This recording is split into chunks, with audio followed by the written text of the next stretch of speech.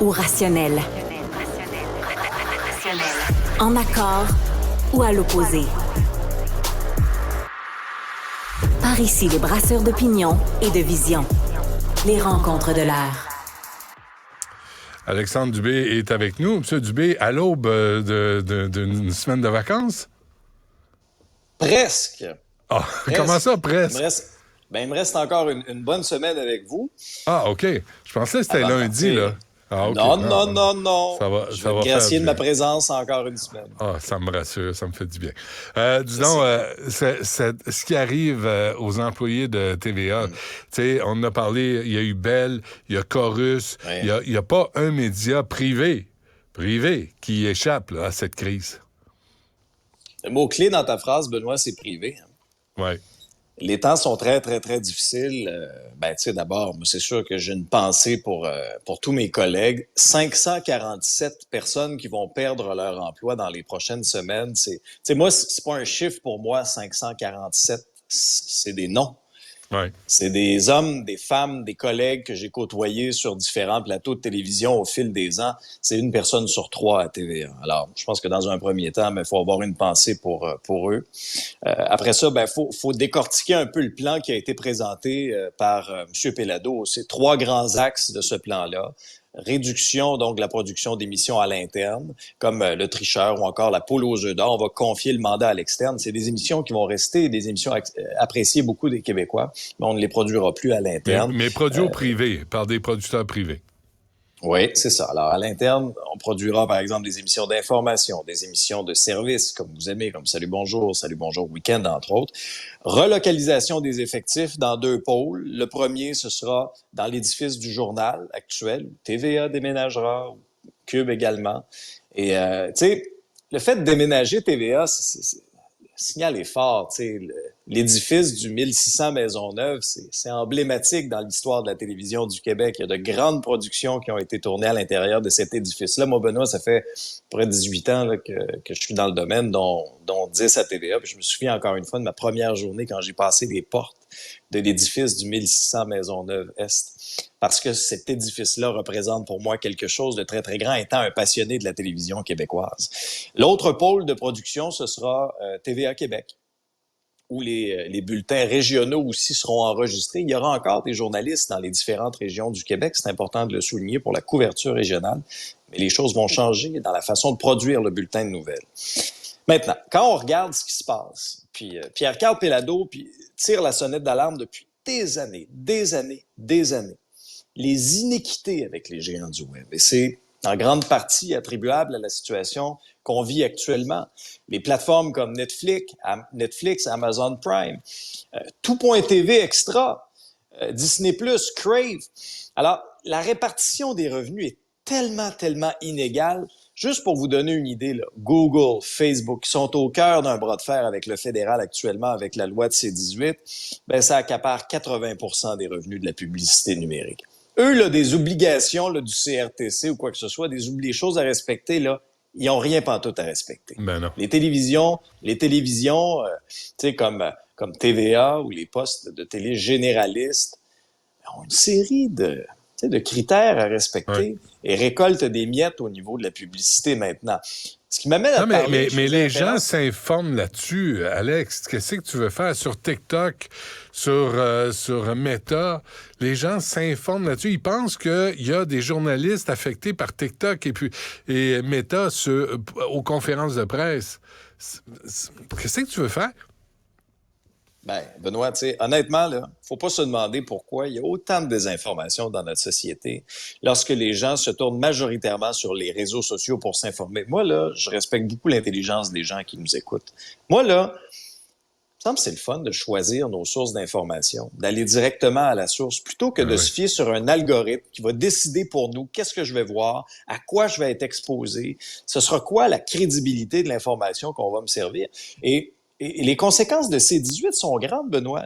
Le gouvernement fédéral là, voulait donc là, aider les médias traditionnels au niveau là, du paiement de la juste part pour l'information qui était véhiculée sur les réseaux sociaux. C'est tout le contraire qui se passe actuellement, Benoît. Parce qu'avec l'armée d'avocats de ces géants du Web, on épluche chez 18, puis là, c'est quoi la petite virgule qui va nous permettre de sortir de ça? C'est pas compliqué, Benoît. C'est qu'en ne diffusant plus d'informations, ils ne sont plus assujettis à ces 18. Alors, les médias traditionnels auront quoi de ces 18? Absolument rien, parti comme c'est là, et c'est ça qui est inquiétant. L'autre point, Benoît... non, mais attends, excuse-moi, là, mais pourquoi les gens se connectent pas aux sources même d'informations? Pourquoi les gens sont tellement paresseux qu'ils attendent que Facebook décide pour eux ce qui va les intéresser? Moi, c'est là où j'en reviens pas, là, le manque de curiosité des gens là, qui sont là puis qui disent « Ah, c'est-tu de valeur? On va fermer TVA. On a fermé TQS récemment. Moi, j'étais là, vers la fin. Tu dis, des salles de nouvelles qui disparaissent. C'est des jobs qui disparaissent. Mais non, moi, je vais aller m'informer sur fucking Facebook. » Bien, il n'y a pas de journaliste de Facebook puis il n'y a pas de journaliste de TikTok en passant. Tu fais bien de le souligner. Tu as entièrement raison. Puis, tu sais, Benoît, pourtant, c'est pas les outils technologiques, là. C'est pas comme si les grands médias n'avaient pas pris le virage. Au contraire, tous les grands médias ont leur application. En quelques clics, c'est facile d'être alerté en temps réel de ce qui se passe. Puis avoir plusieurs sources, là, oui, il y a TVA, mais il y en a d'autres. Il y a Radio-Canada, il y a Le Devoir, il y a La Presse, il y a Nouveau. Je veux dire, il y a les médias anglophones aussi. Je veux dire, il y en a plein des sources d'information. Les médias américains. Ben oui. Mais tu sais, Benoît, c'est un réflexe à développer. Pourtant, c'est tellement facile de le faire. Mais là où, quand même, tu sais, faut insister, ce plan-là a été lancé pour sauver TVA. Et heureusement, l'information aussi est préservée. Tu sais, quand je te parlais de production au niveau de l'information, d'émission de services également, ça, quand même, là, c'est préservé. L'information régionale, quand même, aussi, continuer d'en avoir. Puis c'est tellement précieux. Moi, je suis un gars de région. Tu sais, j'ai grandi en Abitibi, j'ai vécu en Outaouais aussi. Je suis très sensible à cette réalité-là. Alors, au moins dans les circonstances. Je voulais t'amener sur le financement de Radio-Canada, parce que ça aussi, ça avait été identifié par Pierre-Carl Péladeau. Expliquez-moi pourquoi le diffuseur public, qui est amplement financé par les subventions du fédéral, peut quand même diffuser de la publicité sur ses ondes. Ça, à un moment donné, là, il va falloir qu'on se pose réellement cette question-là. Et pourquoi même le diffuseur public... Même chargé pour s'abonner à d'autres sources de Radio-Canada, comme Tout TV, je veux dire... Comment ça fait que c'est une Tout.tv Extra, là... Tout.tv Extra, il y a un abonnement payant. Ouais. Dernière nouvelle, là, comme contribuable, là, on paye déjà pour ça. Puis Benoît, Transcontinental, tu as vu, c'est difficile pour TVA, c'est difficile pour les médias, la télévision, les journaux. Regarde Transcontinental, là, c'est tombé au cours des dernières heures, qui annonce la fin de son entente avec Publisac pour mai 2024. Ça faisait 46 ans d'histoire. Donc, la distribution de Publisac dans les foyers du Québec va continuer de faire la distribution, mais ce sera un cahier circulaire radar. Ce ne sera plus tout à fait la même chose. Alors, tu vois... Les temps changent, Benoît. Moi, j'allais encore plus loin, Alex. Il y a une dizaine d'années, j'étais sorti en disant, moi, là, j'en ai contre aussi la radio de Radio-Canada qui fait tirer des voyages. Des voyages. Attends une minute, là. Comment tu finances ça? Est-ce que les subventions vont dans où il y a des commanditaires qui payent des voyages, des commanditaires qui vont pas au privé? Ils vont donc à la radio d'État, qui est hautement subventionné. Comment ça fait qu'on fait tirer des prix, il y a des prix en argent dans une télé qui est subventionnée? On fait la charité avec l'argent des autres? Pas pire. Est-ce que ça devrait être ça? Est-ce que ça devrait être ça, la mission de la télévision publique? Réellement, là? Voyons. Non, c'est ça. Puis c'est pas juste... Tu sais, il y a TVA, là, mais tu sais, il y a les compétiteurs aussi. Tu sais, Bell, ils ont coupé 1300. Moi, je pleure pas pour Bell. Là. C'est pas une compagnie que j'admire tant, là, surtout quand j'écoute leur radio. Mais tu sais, c'est quand même des jobs qui se perdent à travers le Québec et le Canada. Puis pendant ce temps-là, Mélanie Joly, Pablo Rodriguez, puis Pascal Saint-Onge sont là, puis ils disent, ben, coudonc. J'ai l'impression qu'ils sont impuissants face à ça. Regarde ces géants du web-là. Là, ils nous arrivaient avec C18, là, comme si c'était la plus belle invention depuis le pain tranché. Sauf que concrètement, Benoît, là, c'est l'effet contraire qui est en train d'arriver. Et tu imagines si les négociations avec Google ne portent pas fruit. Parce que là, avec Meta veut rien savoir. On est fermé du côté de Facebook et Instagram. Mais si les négociations aboutissent pas avec Google, puis que même dans le moteur de recherche Google, on retire ces articles-là, t'imagines à quel point, en termes de richesse d'informations, en termes d'archives, la catastrophe que ça représenterait. Ah non, sincèrement, là. Puis tu sais, Mathieu Lacombe, j'entendais sa sortie là, quand il disait le modèle de financement de la production télé date d'une autre époque, doit être revu de fond en comble, des programmes existants comme le crédit d'impôt pour les médias écrits pourraient être élargis ou appliqués différemment, je te le cite, là. Ouais. Écoute, il y a péril dans la demeure. Ça fait longtemps que Pierre-Carl Pellado le dit, ça fait longtemps que Pierre-Carl Pellado tire sur la sonnette d'alarme. Et là, j'ai l'impression qu'aujourd'hui, il y a des gens qui sont surpris des conséquences. Ouais. Pourquoi M. Lacombe, aujourd'hui là, ou hier, il n'a pas dit, savez-vous quoi? Je vais appeler tous les ministres de toutes les autres provinces. Il y aura une rencontre au fédéral parce que c'est pareil à travers le pays, là.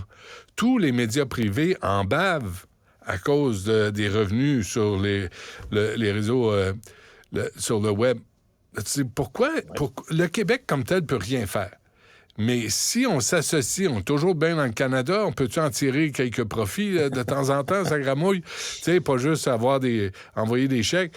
S'asseoir avec les autres provinces, s'asseoir avec Ottawa, puis dire, là, c'est quoi le plan de match, là? Parce qu'on peut pas laisser aller, là. C'est des gens qui vont...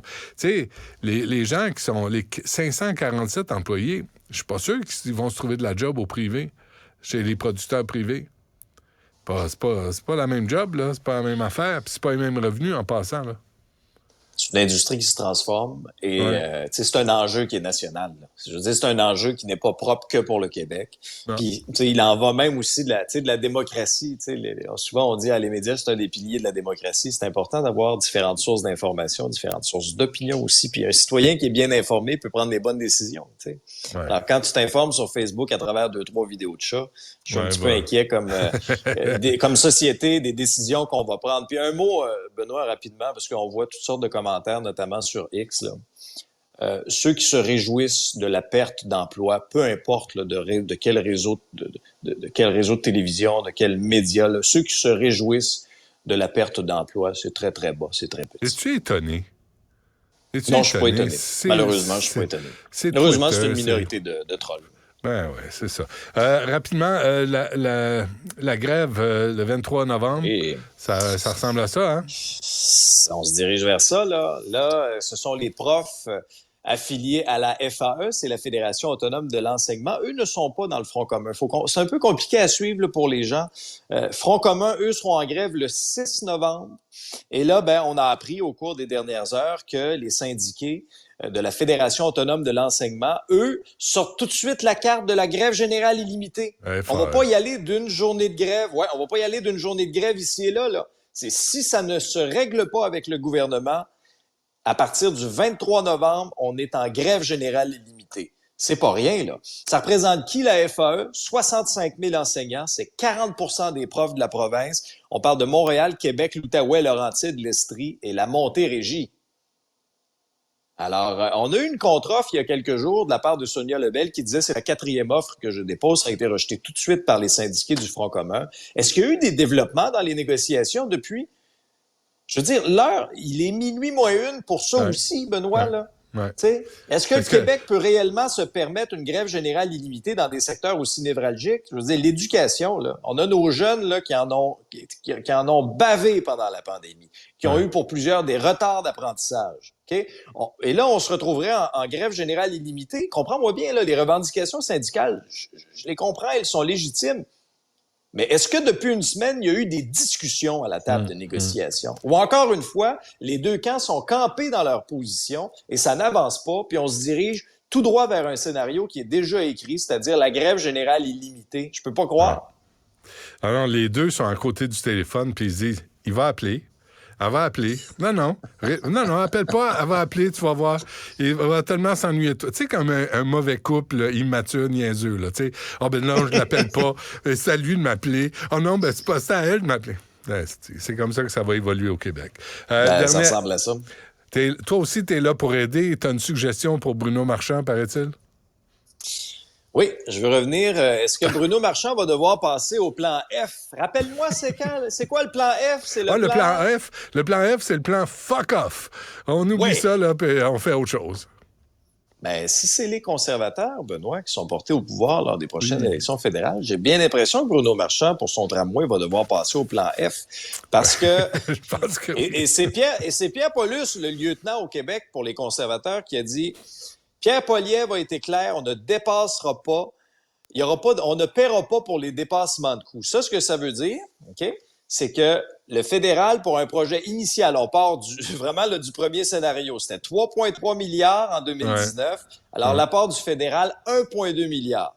Ce que M. Paulus dit, c'est qu'oubliez ça, là, des projets à 8,4 milliards. Le fédéral, là, si c'est un gouvernement conservateur, et je vous rappelle que les conservateurs sont largement en avance sur les libéraux de Justin Trudeau, il n'y a pas d'élection tout de suite, mais quand même, il y a une tendance qui est là.